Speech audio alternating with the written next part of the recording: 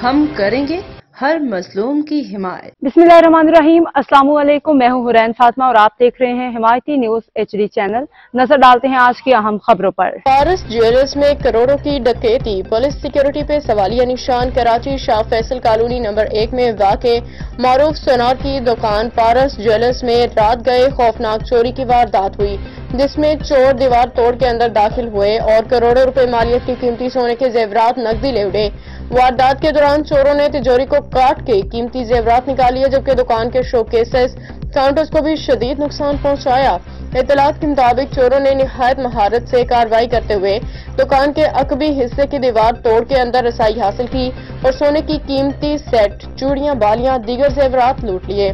दुकान के मालिक और इलाका मकीनों का कहना है कि इतनी बड़ी वारदात के दौरान पुलिस या किसी सिक्योरिटी इदारे को खबर तक न हुई, जो कानून नाफिज करने वाले इदारों की कारकर्दगी पे सवालिया निशान है। इलाका मकीनों ने मुतालबा किया कि पुलिस जल्द आज जल्द मुल्जिमान को गिरफ्तार करे और शहर में सिक्योरिटी के सख्त इंतजाम किए जाएं ताकि आइंदा इस किस्म के वारदातों को रोका जा सके। पुलिस ने वाक़े की तहकीकात का आगाज कर दिया है और जाए वक़ुआ से शवाहिद इकट्ठे किए जा रहे हैं। अहमदीन हिमायती की रिपोर्ट। अब तक के लिए इतना ही। मजीद खबरों और अपडेट्स के लिए देखते रहें हिमायती न्यूज HD चैनल।